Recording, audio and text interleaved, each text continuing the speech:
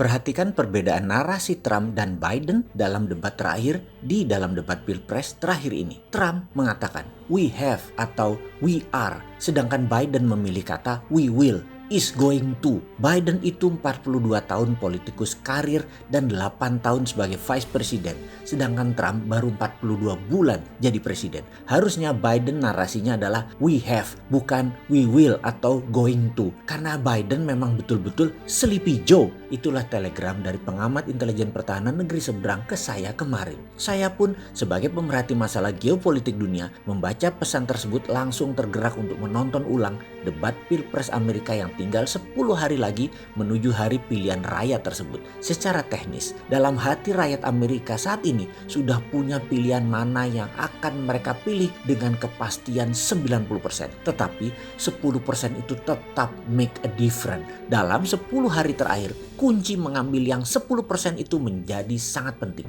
Inilah pelajaran bagi mereka yang minat menjadi pelayan publik, menjadi abdi masyarakat sebagai politikus, anggota parlemen, pemerintah daerah hingga pemerintahan pusat. Di pemilihan raya tahun 2016, Trump kalah tipis di popular vote oleh Hillary Clinton. Namun di electoral vote menang telak, 60% lebih memilih Trump. Jadilah Trump presiden Amerika ke-45.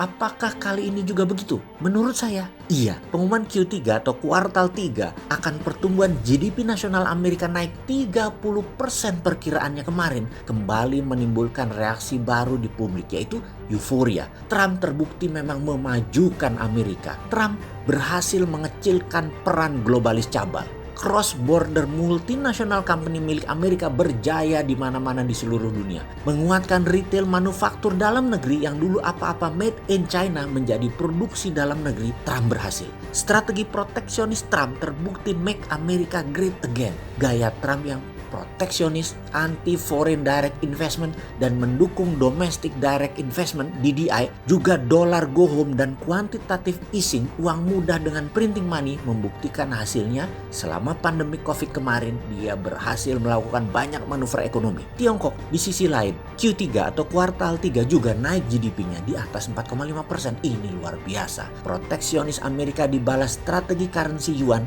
efektif sekali. Keduanya positif hasilnya. Sisi Amerika, sisi Tiongkok. Inilah mengapa keduanya main rubber set untuk perang dagang ini. Positif kok di rekening masing-masing keduanya. Tiongkok memajukan ekonominya, tidak juga menarget asing masuk ke Tiongkok.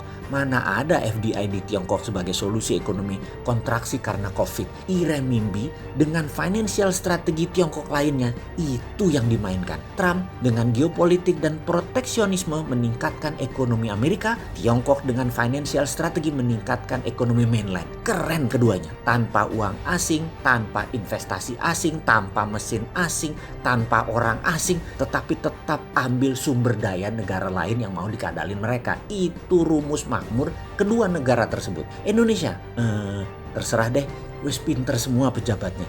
Kita rakyat ini gak sepinter menteri berprestasi kinclong dan menteri serba usaha 4L. Bisa kok mereka itu. Percayalah kalian sahabat semua.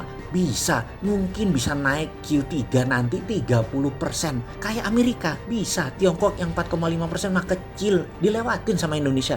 Kembali ke informasi di awal tadi. Biden yang 42 tahun sebagai abdi masyarakat diserang tentang minoritas imigran tahun 94 dalam tanda petik. Gelagapan dia jawabnya. Trump baru 42 bulan menjadi abdi masyarakat, GDP naik rekor tertinggi sejak pasca Perang Dunia Kedua dalam ekonomi Amerika.